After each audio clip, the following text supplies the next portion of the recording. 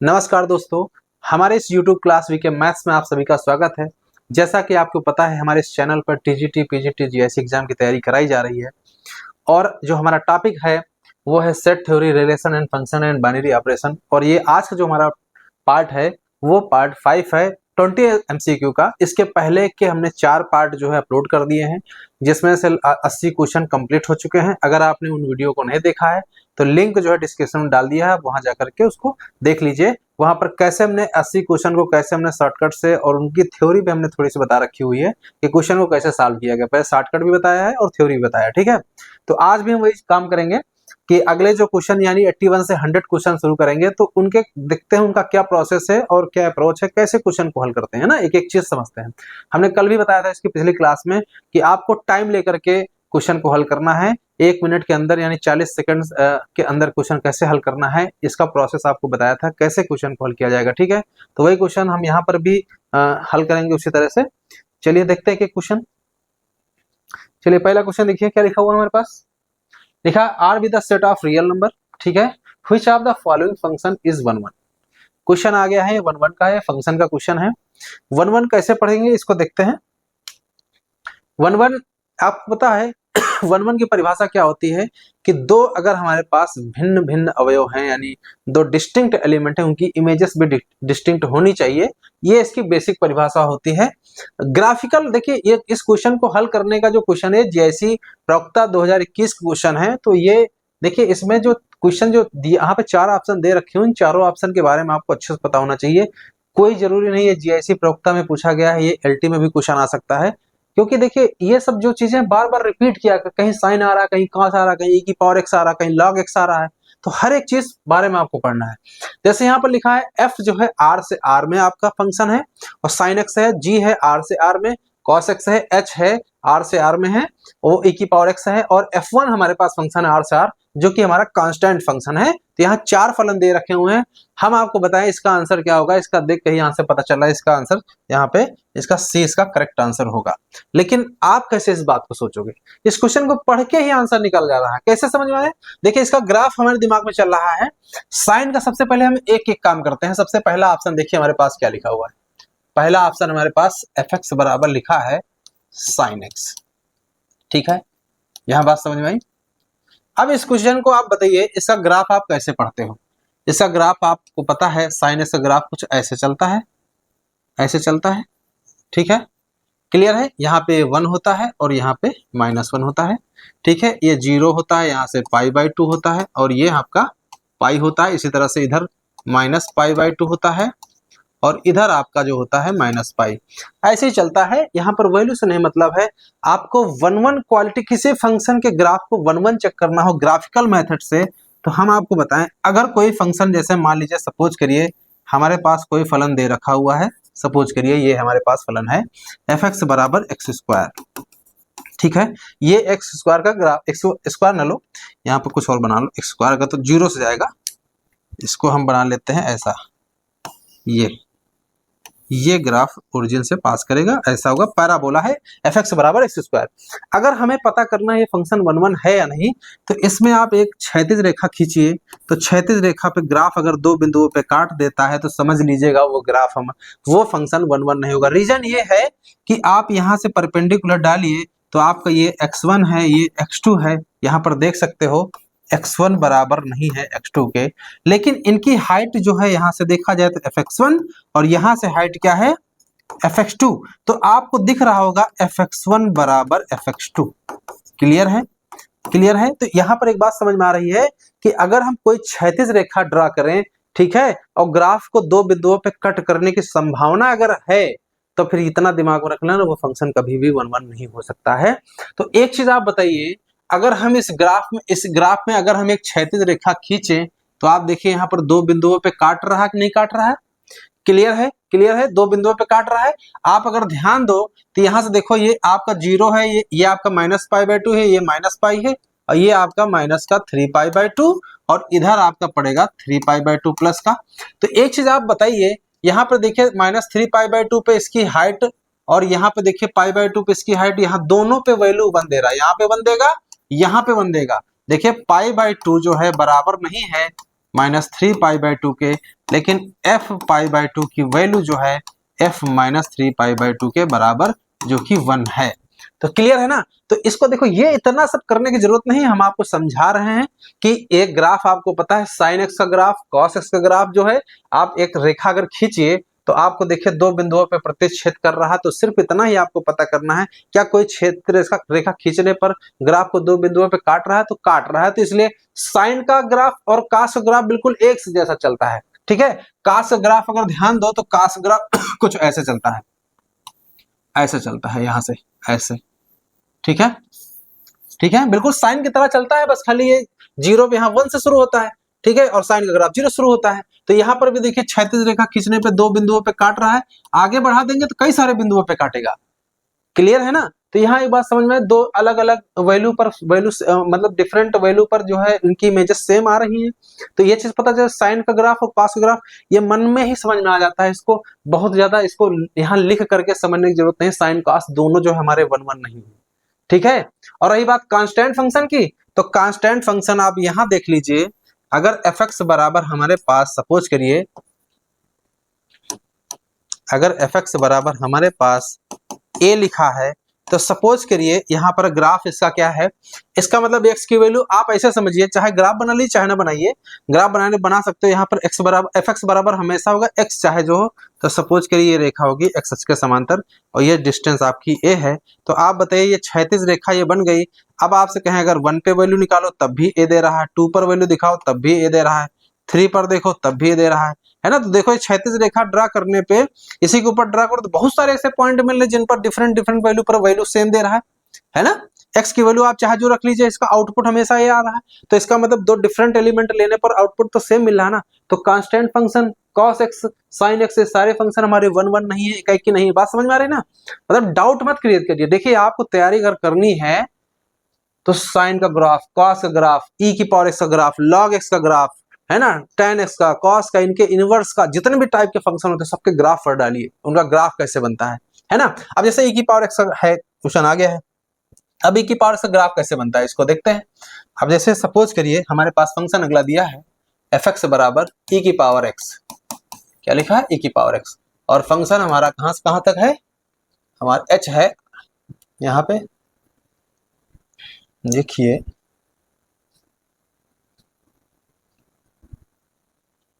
यहां पे हमारे पास दिया है एच एक्स बराबर लिखा है e की पावर x, और h जो फंक्शन है हमारा कहां से r में है, रियल से रियल में है।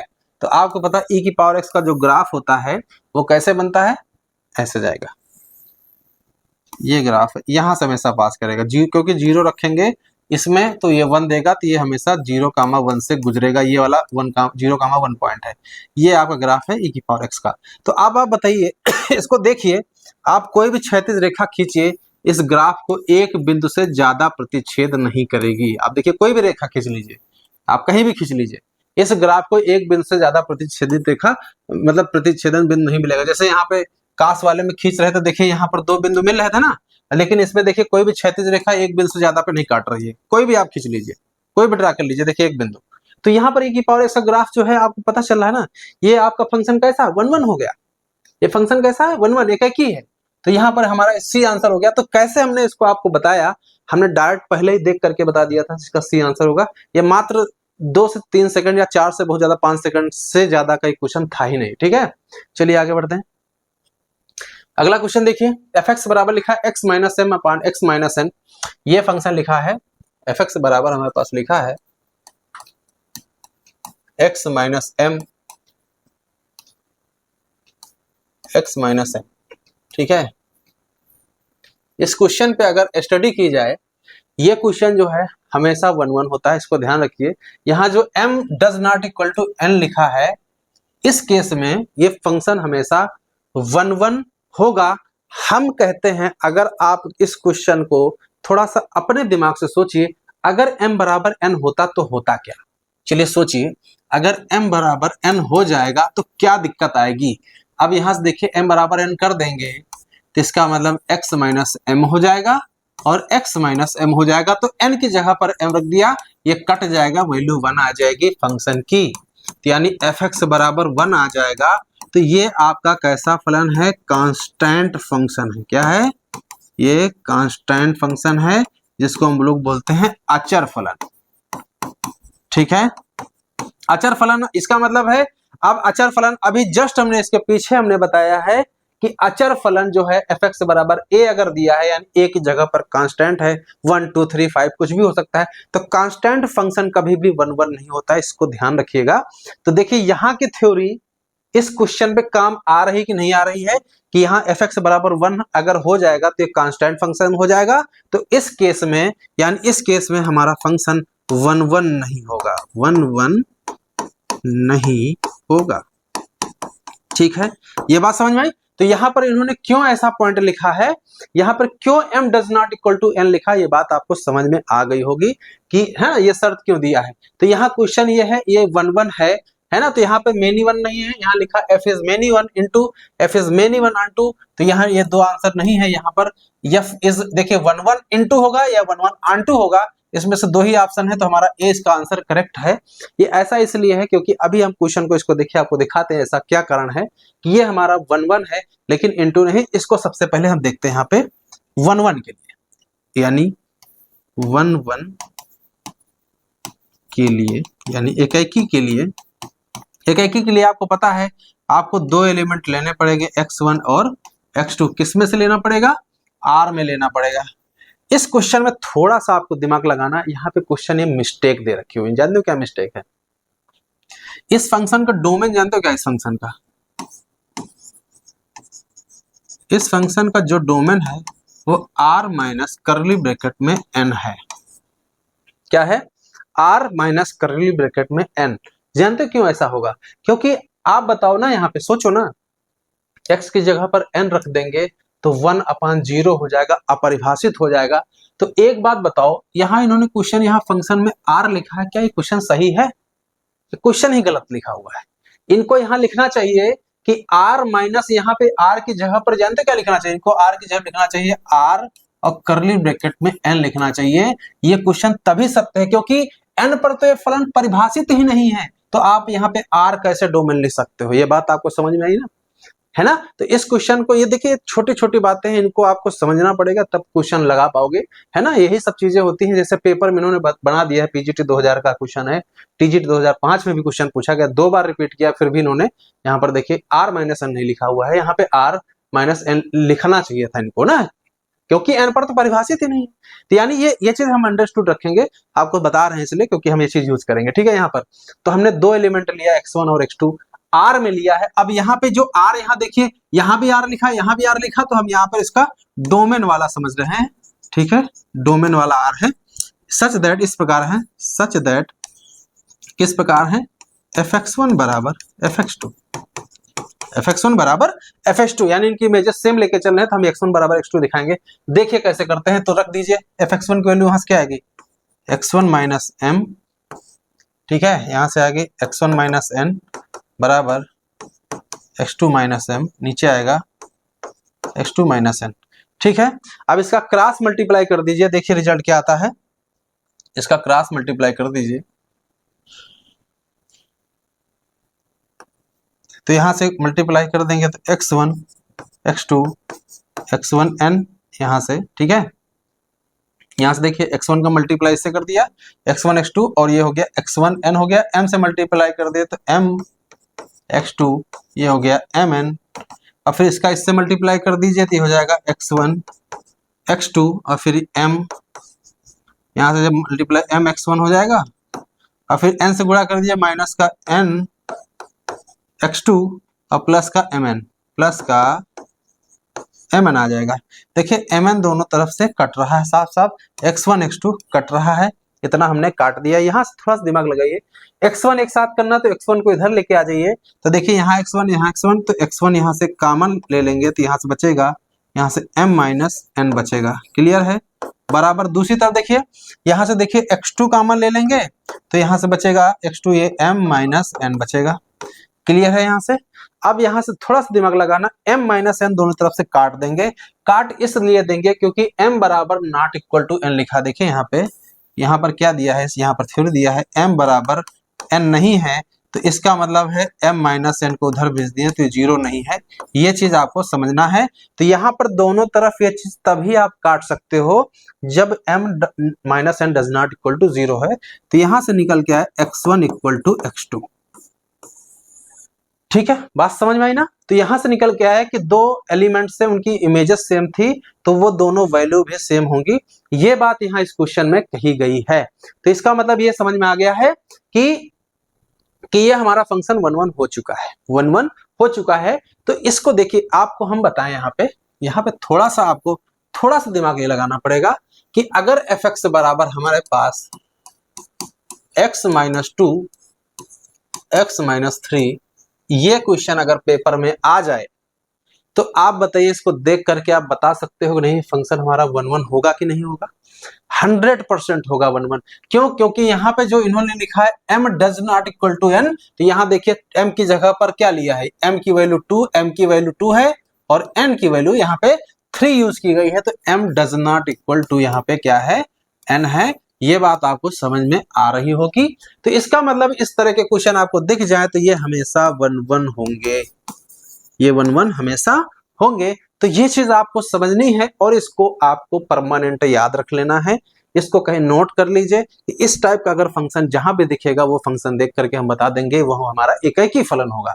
तो यहाँ पर इससे फायदा जानते हो क्या होगा, अगर इतना आपको याद रखोगे तो ये जो मेनी वन लिखा है ना, ये दो जगह मेनी वन लिखा तो इसको हम काट देंगे, तो जहां जहां 1 1 लिखा उस पर हम सोचेंगे यहाँ 1 1 लिखा है और यहाँ 1 1 लिखा है। ठीक है, एक जगह लिखा है ऑन2, एक जगह लिखा है इनटू। तो ये चीज हमको समझनी है, ऑन2 और इनटू कैसे करते हैं इसको देख लेते हैं। ठीक है, तो यहाँ क्वेश्चन हमारे x माइनस एम fx बराबर क्या लिखा है, x minus M x minus N. ठीक है, तो ये लिखा हुआ है और यहाँ लिखा था m does not equal to n लिखा है क्वेश्चन में, पहले से रखा हुआ है। और फंक्शन हमारा r से काहे में है, r से r में है, लेकिन हमने कहा यहाँ पे r की जगह पर r माइनस एन होना चाहिए था क्योंकि ये n पर परिभाषित नहीं है, ये चीज ध्यान रखिएगा। एक क्या कि देखिए, एक चीज आप समझ लो, ये क्यों ऑन2 नहीं है ये हम आपको बताते हैं। तो आपको पता है ऑन2 के लिए आप क्या करना पड़ेगा, इसका रेंज देखना पड़ेगा।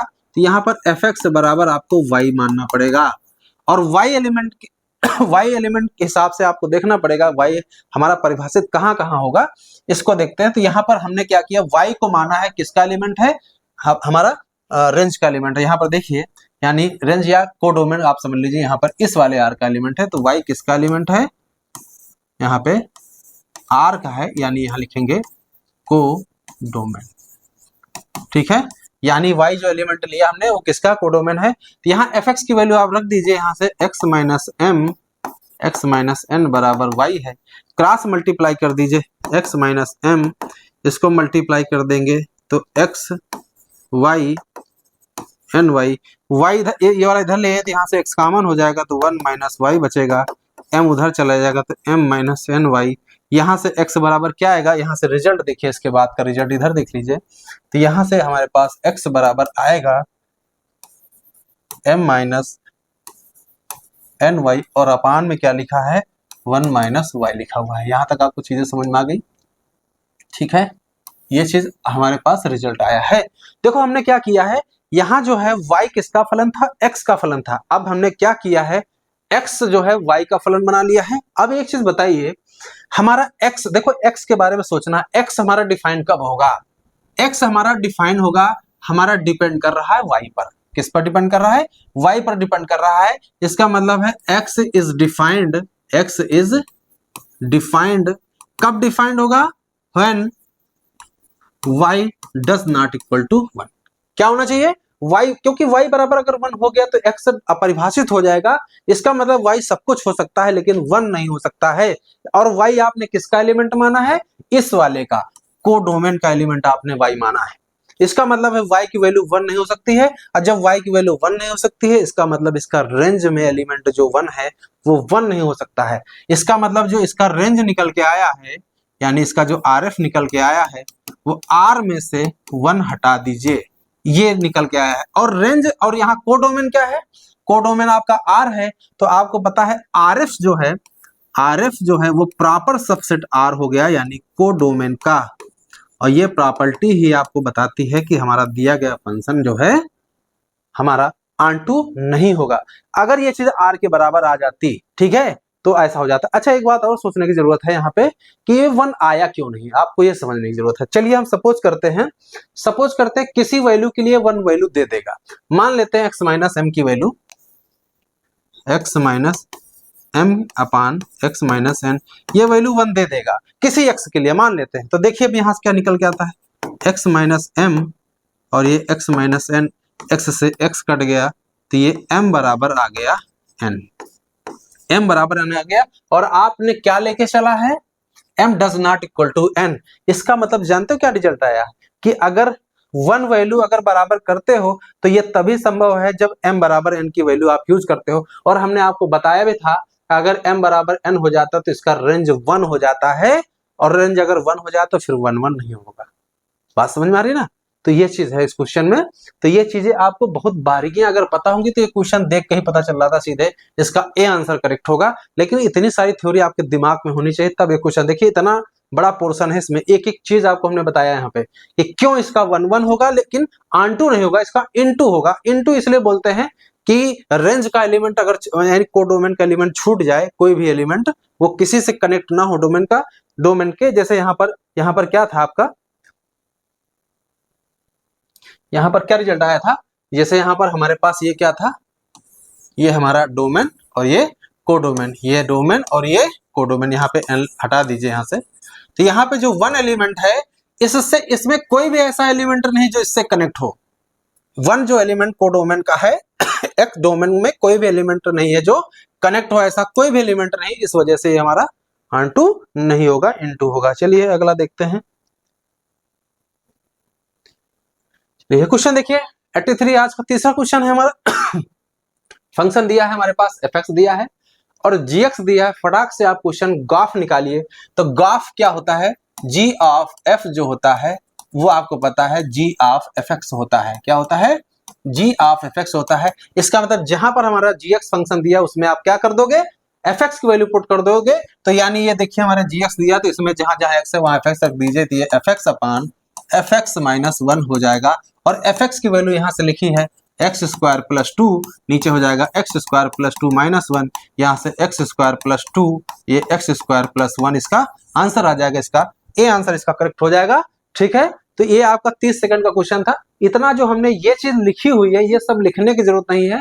हम पेपर में आपको क्या करते हैं, यहाँ गॉफ निकालना था, जी ऑफ एफएक्स जीएक्स में एफएक्स रखना था, तो यहाँ मन में रखते हैं एफएक्स अपान एफएक्स माइनस 1 है और सीधे एफएक्स की वैल्यू यहाँ लिखते हैं एक्स स्क्वायर, आपको लिखते हैं प्लस 2 और यहाँ x square plus 2 x square plus 1 ये लिख देंगे, सीधे इसका आंसर मार देते। मात्र 10 से 15 सेकंड के अंदर आपका आंसर आ जाता। तरीका होता लगाने का इसका। ठीक है, ये देखिए कंपोजिशन का क्वेश्चन है। ये यूपीपीएससी क्वेश्चन जीआईसी प्रवक्ता परीक्षा 2021 में क्वेश्चन ये आया था। तो आप सोचिए इतना आसान क्वेश्चन पूछा गया था वहां पे। ठीक है, आगे बढ़ते हैं। सेम क्वेश्चन देखिए एलटी ग्रेड में क्वेश्चन पूछा गया, कंपोजिशन प्रॉपर्टी आपकी एलटी ग्रेड एग्जाम में देखिए पूछी जा रही है।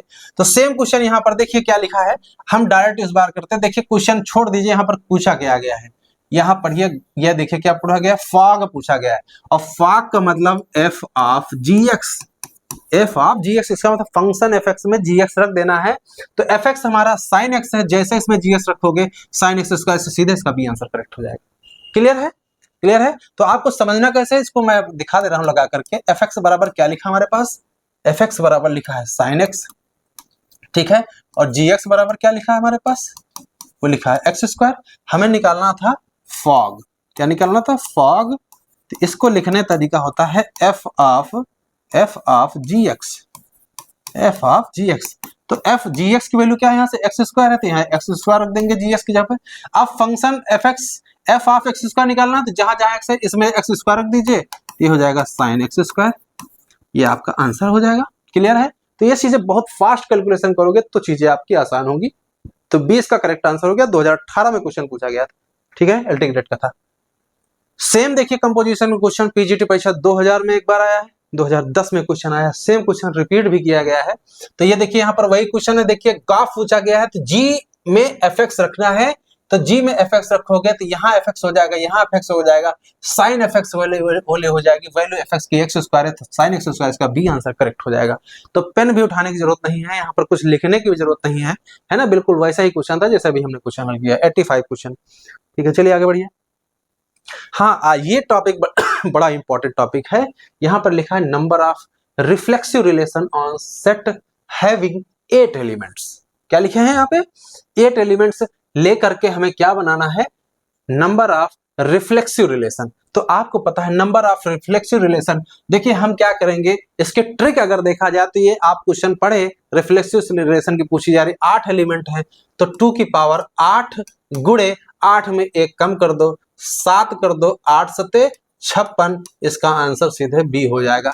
आप बताइए इस क्वेश्चन का कितना समय लगा लगाने में, है ना। तो छोटे छोटे क्वेश्चन ट्रिकें होती है, सूत्र होते हैं, उनको इस्तेमाल करना है। ठीक है, तो हम यहाँ पर सूत्र लिखा देते हैं नंबर ऑफ रिफ्लेक्सिव रिलेशन की। Number of reflexive relation having n elements. ठीक है, किसी सेट में अगर n एलिमेंट हो, नंबर ऑफ रिफ्लेक्सिव रिलेशन अगर किसी सेट में n एलिमेंट हो तो कितने बनेंगे उसके रिलेशन?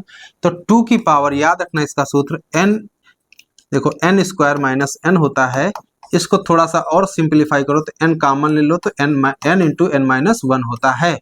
तो देखिए इस सूत्र को याद करोगे तो थोड़ा कैलकुलेशन करना पड़ेगा, इस सूत्र को याद रखोगे तो कैलकुलेशन नहीं करना पड़ेगा। यहाँ देखिए 2 की पावर n और उसमें 1 कम करके गुणा किया गया है, तो यानी 2 की पावर 8, 1 कम कर दोगे 7, 8 सते 56, 2 की घात 56, सीधे इसका आंसर हो जाएगा। ठीक है, लेकिन इसको करोगे तो फिर 8 टाई 64 करोगे, फिर 8 उससे माइनस करोगे, घटाने में थोड़ा सा समय लगेगा, गुणा करने में थोड़ा आसानी हो जाएगी, पहले वर्ग करोगे फिर घटाओगे।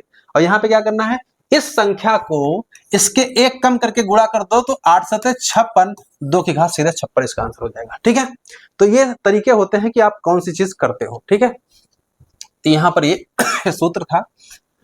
यहाँ पर देखिए हमने एक सूत्र लिखा है, कुछ और सूत्र भी लिख लीजिए। यहाँ पर देखिए वो भी हम लिखा देते हैं, उनको भी आप नोट कर लीजिए। यहाँ पर देखिए number of reflexive relation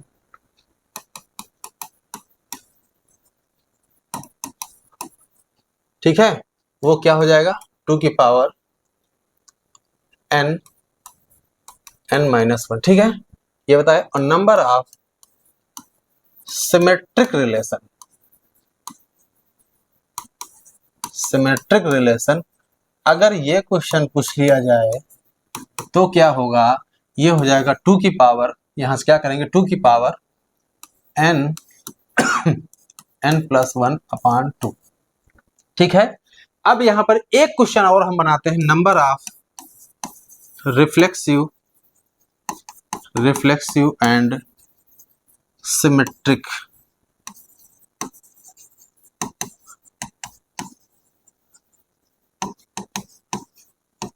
number of, देखो रिफ्लेक्सिव भी हो सिमेट्रिक हो, इसका सूत्र क्या होगा? 2 की पावर n और यहां से क्या करना है, n माइनस 1 और अपॉन 2। ठीक है, इसको आप लोग याद रखना। ठीक है, क्या होगा? 2 की पावर n माइनस 1 अपॉन 2, बिल्कुल वही होगा, बस यहाँ पे प्लस की जगह क्या आ जाएगा, माइनस आ जाएगा।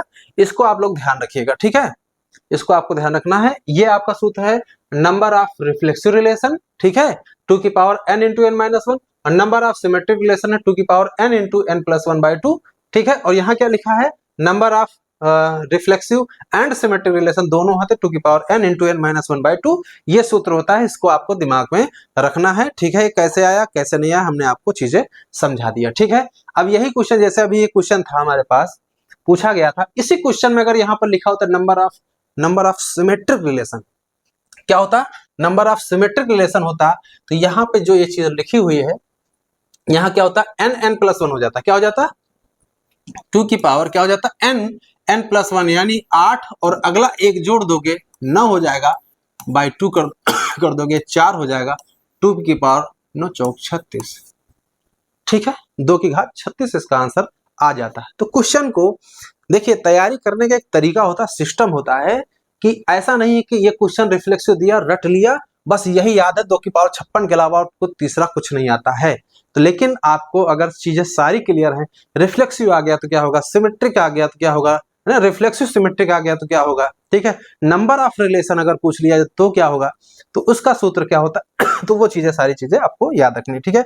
हाँ, यहाँ पर एक चीज और देख लीजिए, यहाँ पर अगर नंबर ऑफ रिलेशन पूछ लिया जाए, नंबर ऑफ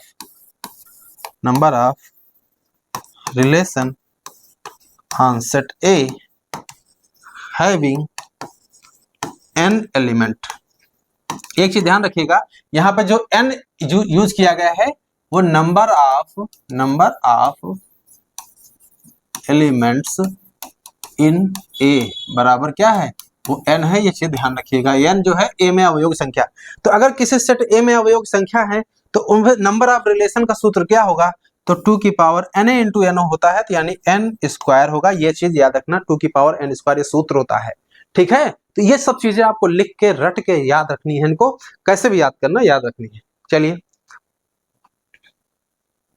आगे बढ़ते हैं।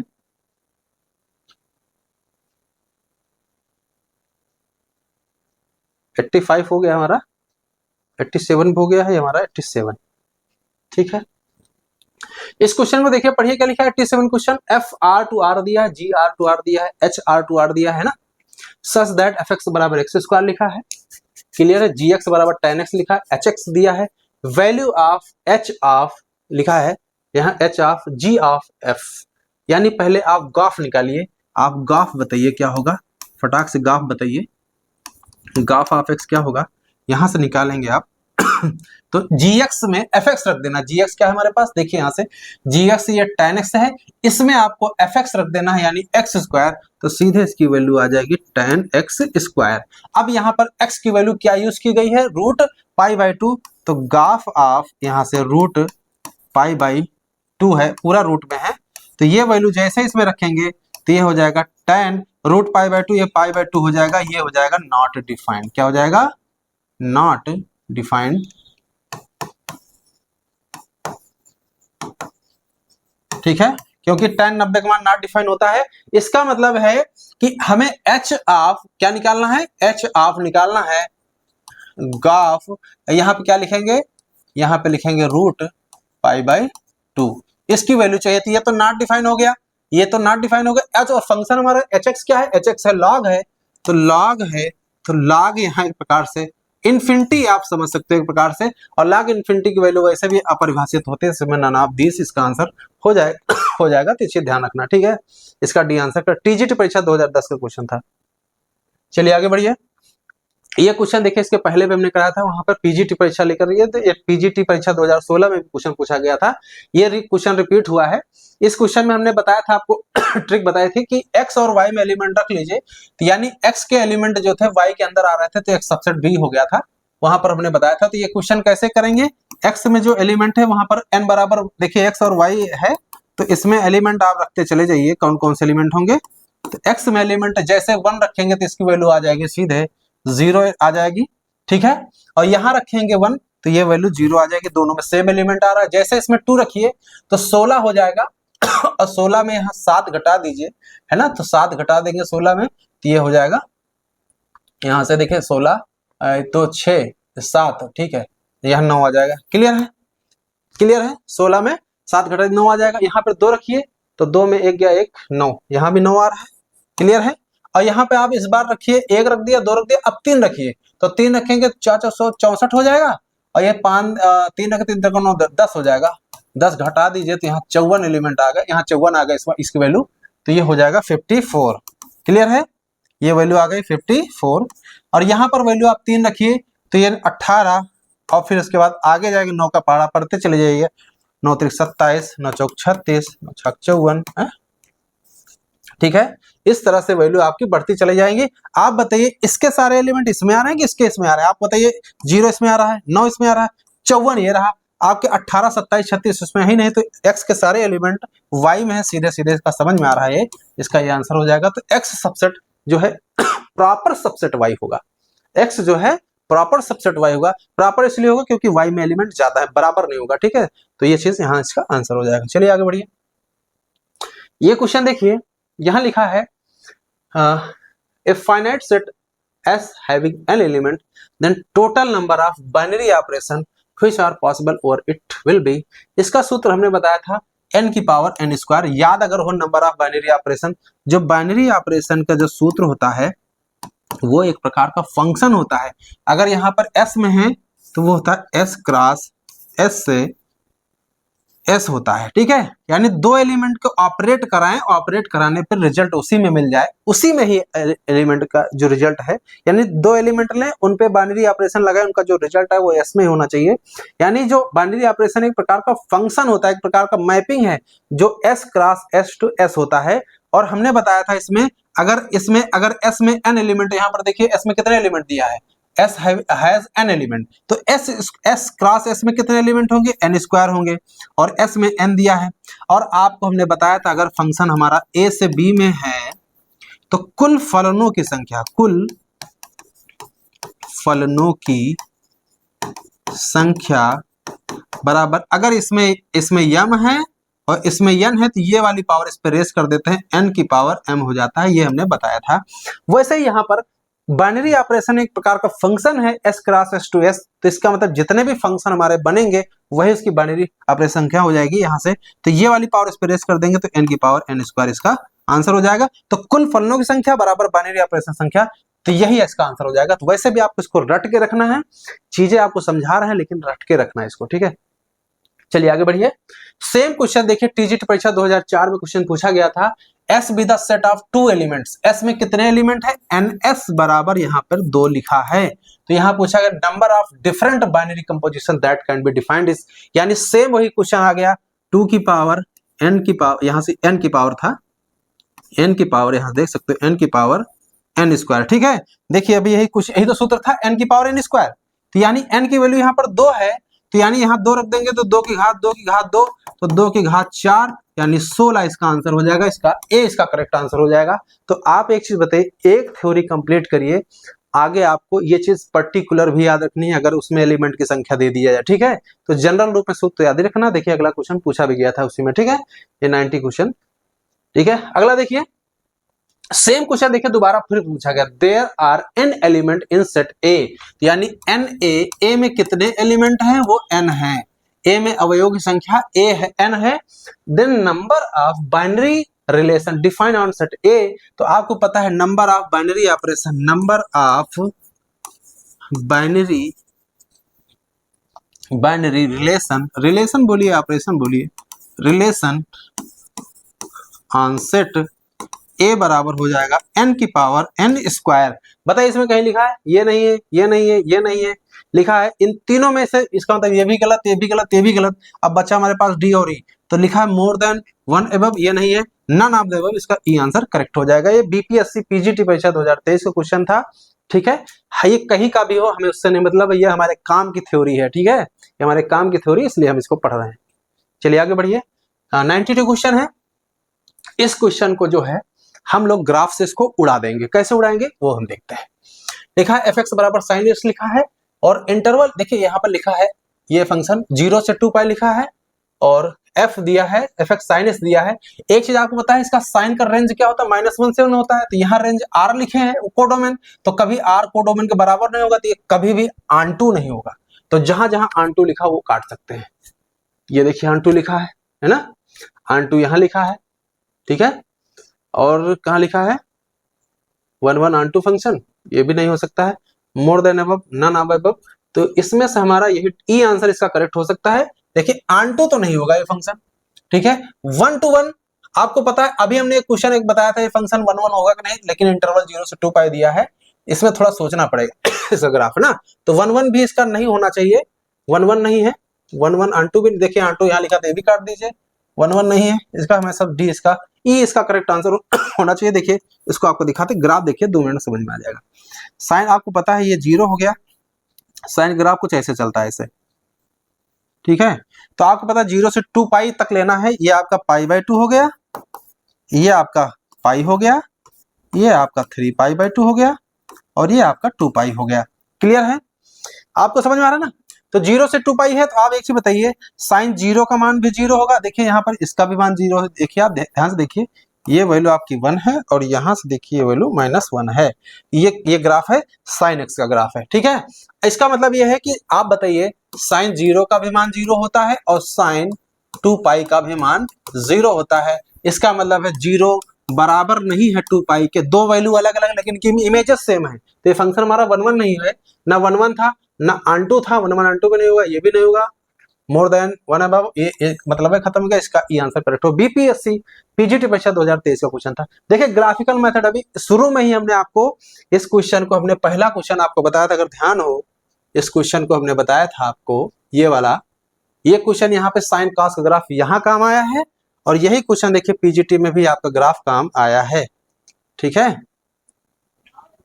ये ठीक है। तो इसका मतलब यह है कि साइन कॉस टेन इन सबके ग्राफ आपको अच्छे से पढ़ना पड़ेगा, तो क्वेश्चन ये थोड़े आसान हो जाते हैं। चलिए अगला देखिए, अगला है हमारा 93 यानी आज का 13वां क्वेश्चन है। एफ एक्स लिखा है 3x + 1, F of G X की वैल्यू कितनी है, x - 2, ठीक है। यहाँ लिखा है एफ ऑफ जी एक्स की वैल्यू क्या है, यहाँ से x - 2 लिया है, तो एफ एक्स की वैल्यू क्या है 3x + 1, तो इसमें रख देंगे 3gx + 1 बराबर x - 2। यहाँ से gx की वैल्यू निकालनी है तो 1 उधर भेज देंगे, x - 3 और 3 को अपान भेज देंगे, तो gx की वैल्यू आ गई x - 3/3। इसका ए इसका करेक्ट आंसर हो जाएगा। तो बहुत आसान क्वेश्चन था, इसमें कुछ दमी नहीं थी, gx पूछा गया था इसमें ये, और gx हमने निकाल दिया, ठीक है। तो कैसे निकाला आपको समझ में आ गया होगा। चलिए आगे बढ़िए। ये पीजीटी परीक्षा 2010 और 2000 में क्वेश्चन पूछा गया है, यूनियन पूछा गया है, यानी दो सेट दिए हैं, यूनियन पूछा गया। एबीसीडी किसमें है, यहाँ देखिए एबीसीडी 4 5 6 7, 4 5 6 7, इसका सी इसका करेक्ट आंसर हो गया, है ना। बच्चों वाला क्वेश्चन था ये, पीजीटी में 2000 में पूछे, 2000 में पहले ऐसे क्वेश्चन पूछे जाते थे, 2010 में भी रिपीट किया, आप पूछ लें और अच्छा है ना। आगे देखिए 95 है ना, इसको देखिए 15वां क्वेश्चन आज का। ये sequence of real number, sequence of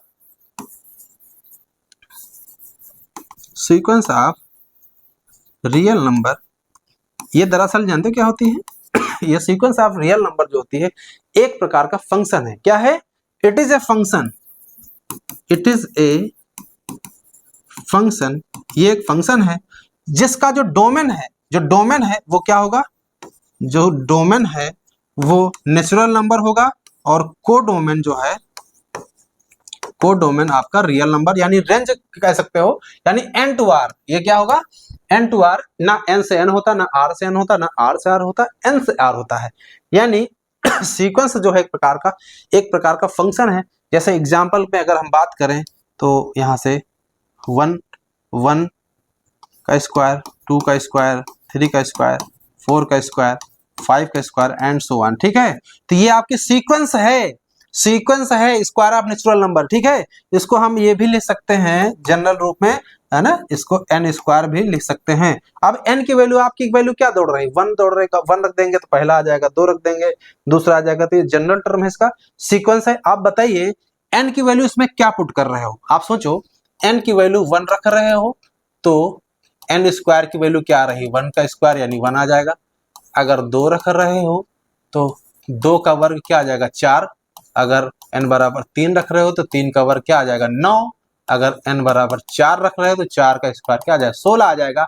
तो आप जो इनपुट कर रहे हो 1 2 3 4, ये क्या है नेचुरल नंबर, ये क्या है नेचुरल नंबर, और रेंज क्या है 1 मिल रहा, 4 मिल रहा, 9 मिल रहा, 16 मिल रहा, तो range is the real number, ठीक है। तो इसलिए n to r होता है, इसको परिभाषा है ये आपकी सीक्वेंस की, इसको याद रखना है। चलिए आगे बढ़िए। क्वेश्चन लिखा है Z denote the set of integer A B C are its subset, यानी ए और बी और सी सारे जेड के सबसेट है। यहाँ ए बी सी लिखा है, x इज डिविजिबल बाय 2 है, यानी 2 से डिविजिबल होने वाली की संख्या ए में है, 4 से डिविजिबल होने वाली संख्या बी में है, 6 से डिविजिबल होने वाली सी में है। A intersection B intersection C निकालना है। इसका मतलब है कि हमें ऐसी संख्या चाहिए जो ए बी सी तीनों को डिवाइड करे, तो तीनों को डिवाइड करने का मतलब 2 को भी डिवाइड करे, 4 को भी करे, 6 को भी करे। तो ऐसा तभी होता है जब तीनों का एलसीएम निकालेंगे, यानी एलसीएम निकालें 2 4 6, तो इसका जो एलसीएम निकालेंगे तो ठीक इसका एलसीएम आ जाएगा 12। यहां से निकाल के देखिए 2 4 6, पहले 2 से काटिए, 2 2 3, फिर 2 से काटिए 1 1 3, फिर 3 से काट दीजिए, एक एक एक आप गुणा कर लीजिए, 2 दूनी 4 3 12, इसका 12 आ रहा है एलसीएम। अब ये जो 12 संख्या आई है, देखिए 2 से भी कट रही है, ठीक है, समझ में आया। हम क्यों हमें चाहिए इंटरसेक्शन, ऐसा सेट बनाओ जो 2 से भी कटे, 4 से, मतलब ये तीनों में सेटिस्फाई हो रहा है, तीनों में सेटिस्फाई हो रहा है। यानी जो हमारा ये जो 12 का अगर हम मल्टीपल ढूंढेंगे, यानी वो संख्या लेंगे इन तीनों के इंटरसेक्शन में जो डिविजिबल बाई किससे हो, 12 हो। जो 12 से डिविजिबल होंगी वो 2 से भी होंगी, 4 से भी होंगी, 6 से भी होंगी, समझ में आया ना।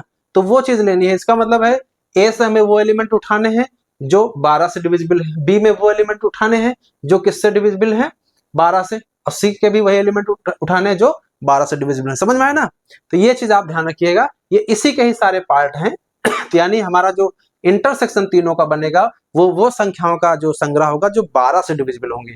यानी अगर एलिमेंट की बात किया जाए इसमें, तो कौन कौन से एलिमेंट होंगे, 12 होंगे, फिर 12 के बाद यानी 0 तो रहेगा ही, 0 रहेगा क्योंकि इंटीजर है, तो यहां से 0 रहेगा, 12 रहेगा, 24 रहेगा, है ना, 36 रहेगा, इस तरह चलेगा। इधर माइनस में ले लीजिए, निगेटिव में भी तो रहेंगे, -12, -24, -36, ये सारे एलिमेंट इसमें आएंगे हमारे बी सेट में। इसका बी इसका करेक्ट आंसर हो जाएगा। तो ठीक है, आसान क्वेश्चन था, एलसीएम लेना था, ये पीजीटी परीक्षा 2000 में क्वेश्चन पूछा गया था। ठीक है, इतना क्लियर है। ठीक, आगे बढ़िए। 97 17वां क्वेश्चन आज का, लिखा है f ऑफ -2। तो fx की वैल्यू क्या दे रखी है, पहले बोलो। हमारे पास लिखा है x² + x - 2। तो सबसे पहले f ऑफ -2 बोलिए क्या होगी इसकी वैल्यू। ये हो जाएगी यहाँ -2 का वर्ग, ये -2 ये हो जाएगी 4 - 4 कट के 0 आ गया। f ऑफ -2 वैल्यू आ गई है 0, यानी अब हमको निकालनी है f ऑफ -2 की वैल्यू। ये वैल्यू 0 आई है तो इसको ये वैल्यू यहाँ 0 रख देंगे, क्योंकि इसकी वैल्यू यहाँ से क्या आई है 0। और f0 की वैल्यू दोबारा से निकाल लीजिए, तो फंक्शन इसमें 0 रख देंगे, तो इसकी वैल्यू 0 रख देंगे, तो ये वैल्यू 0 + 0 - 2, इसका -2 आंसर इसका, ये इसका करेक्ट आंसर हो जाएगा। तो आसान क्वेश्चन था ये, टीजीटी परीक्षा 2004 का क्वेश्चन। चलिए अगला देखिए। अगला क्वेश्चन लिखा है अंडर द रिलेशन, है ना, x रिलेटेड टू y है, यानी रिलेशन आपका r की जगह पर s यूज किया गया है। जैसे हम r यूज करते थे, यहाँ पे s यूज किया गया है। कैसा रिलेशन है, x रिलेटेड टू y है।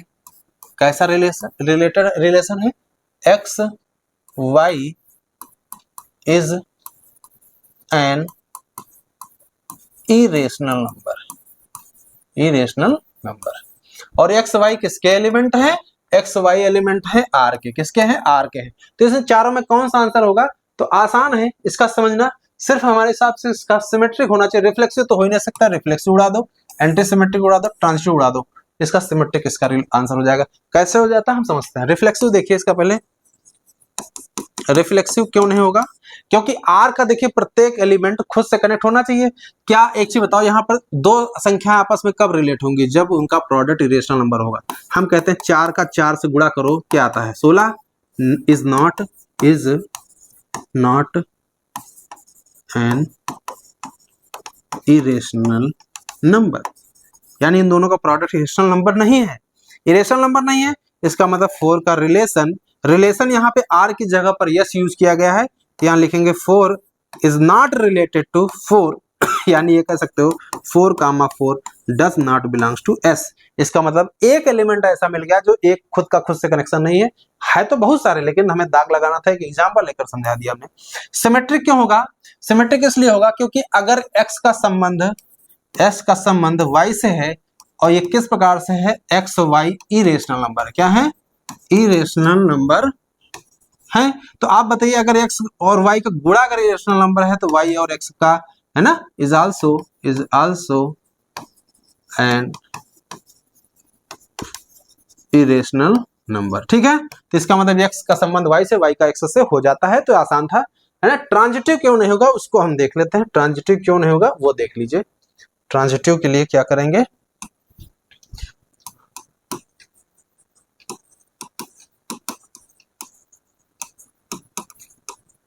ट्रांजिटिव रिलेशन के लिए देखिए, यहां पर हम एग्जांपल लेकर ही समझ सकते हैं।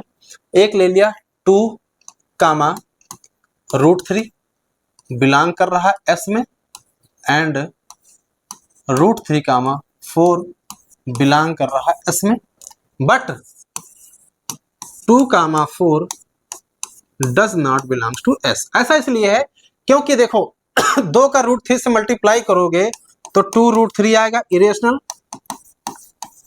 इरेशनल।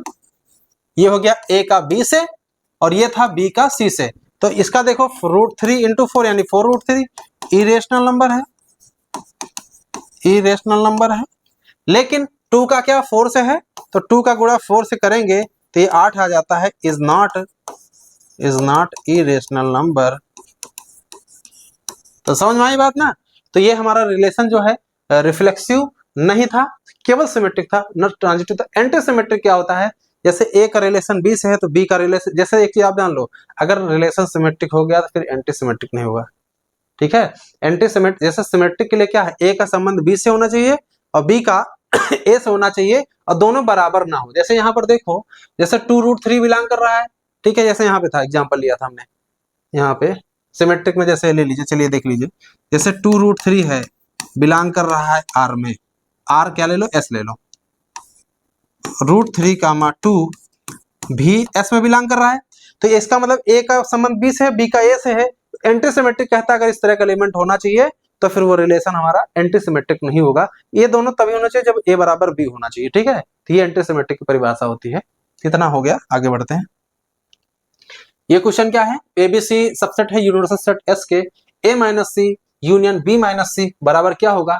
सीधे इसका आंसर क्या होगा, इसका सीधे सीधे आंसर इसका A union B, A minus B, A आएगा नहीं, ए माइनस सी और बी माइनस सी, इसका ए आंसर करेक्ट हो जाएगा, ठीक है। ये रिजल्ट होता है, इनको याद रख लीजिए, ए यूनियन बी माइनस पहला जो आंसर सी है, ये वाला सी इसमें माइनस हो जाता है, ए माइनस सी, ठीक है, यूनियन यूनियन बी माइनस सी, बी माइनस सी होता है। ये पीजीटी परीक्षा 2003 का क्वेश्चन है। लेकिन एक चीज और ध्यान रखना, यही उल्टा हो, अगर ऐसे हो ए माइनस बी यूनियन सी हो, तो जब ये इधर से अंदर जाएगा तो ए माइनस बी और ये जो यूनियन है ये बन जाएगा इंटरसेक्शन, ये ए माइनस सी हो जाता है। यही सबसे बड़ा कंफ्यूजन वाला पॉइंट है। देखो दाहिनी तरफ से जब अंदर जा रहा है तो ए माइनस सी बी माइनस सी हो रहा है, यूनियन का यूनियन ही है। लेकिन यहाँ पर देखो जब दाहिनी इधर बाईं ओर से जब अंदर जा रहा है तो ए माइनस बी ए माइनस सी हो रहा है, लेकिन यूनियन का इंटरसेक्शन हो जा रहा है। समझ में आई बात। अच्छा यहाँ पर वो भी हो जाएगा, यहाँ यूनियन जब इंटरसेक्शन भी कर सकते हो, ठीक है, ये चीज ध्यान रखना। तो यहाँ पर ये आंसर हो जाएगा, जैसे ये वाला है, इसको जब अंदर भेजेंगे तो ये हो जाएगा ए माइनस बी, इसके बराबर लिखेंगे ए माइनस बी और यूनियन सी माइनस बी।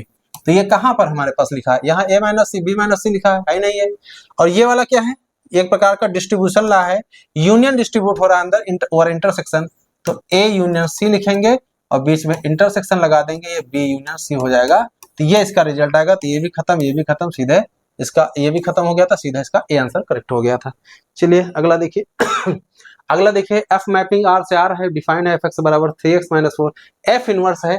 इसका हमने ट्रिक बताया था, इसका डायरेक्ट इसको y बराबर मान लो, 4 इधर भेज दो, तो y + 4/3 कहाँ लिखा है, y + 4/3 सीधे इसका ए आंसर। पीजीटी परीक्षा 2000 में भी आया है और टीजीटी परीक्षा 2005 में आया, तो ये नहीं कह सकते पीजीटी का क्वेश्चन टीजीटी में नहीं आएगा। लेवल जैसे जैसे आगे बढ़ते जाएंगे, जो पिछला पीजीटी रहा होगा अब टीजीटी का लेवल बन जाएगा, क्योंकि कंपटीशन डे बाय डे बढ़ता जा रहा है। तो ये चीज इसका आंसर हो गया। तरीका क्या होता है इसका, हमने पिछले भी पार्ट में बताया था। अगर एफ एक्स बराबर लिखा है 3x - 4, तो इसका हमने बताया था एफ एक्स की वैल्यू लिख लो y के बराबर, और x बराबर हो जाएगा एफ इनवर्स y, यानी एफ इनवर्स y बराबर हो जाएगा x। तो हमें x चाहिए तो x यहां से निकालेंगे, तो यह चीज इसको बराबर y कर दो, y बराबर 3x - 4, x की वैल्यू निकालेंगे तो y + 4/3 बराबर यहाँ से x आ जाएगा। तो यही x की वैल्यू यहाँ पुट कर दीजिए, तो एफ इनवर्स y बराबर हो जाएगा y + 4/3। तो ये देखिए इसका इनवर्स निकालने का तरीका होता है। तो जहां जहां y है वहां x रख देंगे तो x + 4/3 आ जाएगा, ये इसका आंसर हो गया, ठीक है। ये हमारा आज का लास्ट क्वेश्चन था। 20 क्वेश्चन कंप्लीट कर दिए हैं, ठीक है। देखिए एक होता क्या है कि आप ये समझिए, क्वेश्चन 20 हमने इसलिए लिया है कि देखिए क्वेश्चन एक तो पीरियड बहुत लंबी हो जाती है, 1 घंटे से ज्यादा हो जाती है, इतना समझाना पड़ता है। अगर टिक हमें लगाना हो तो हम टिक तो 50 का 100 क्वेश्चन लगाते चले जाएंगे, आपको समझ में कुछ नहीं आएगा, है ना। तो ये फिर वही बात हो गई कि हम समझ रहे हैं, अपना करते चले जा रहे हैं। हम चाह रहे हैं कि जो चीजें हम जिस तरह से एनालिसिस करते हैं क्वेश्चन को, वो चीज आप करिए, है ना। क्वेश्चन में जब टिक लगाते हैं तो टिक लगाने के पीछे क्या क्या थॉट रहती हैं वो हम आपको बताने की कोशिश कर रहे हैं, है ना। क्वेश्चन में टिक लगाने के लिए तो 20 क्वेश्चन आपका क्या है, आपको देखा होगा सब बहुत ज्यादा 15-15, 10-10 सेकंड क्वेश्चन थे। इतने में तो हम लगाते चले जाएंगे, इसका ये आंसर, इसका ये आंसर, के 5 मिनट के अंदर पूरे क्वेश्चन लग जाएंगे, है ना। लेकिन अब समस्या ये है कि आपको एक एक चीज बतानी है तो इसलिए समय लग रहा है, ठीक है। तो आज के लिए इतना रखते हैं, अगले वीडियो में इसके नेक्स्ट 20 क्वेश्चन और बताएंगे, ठीक है। तो मिलते हैं नेक्स्ट वीडियो में।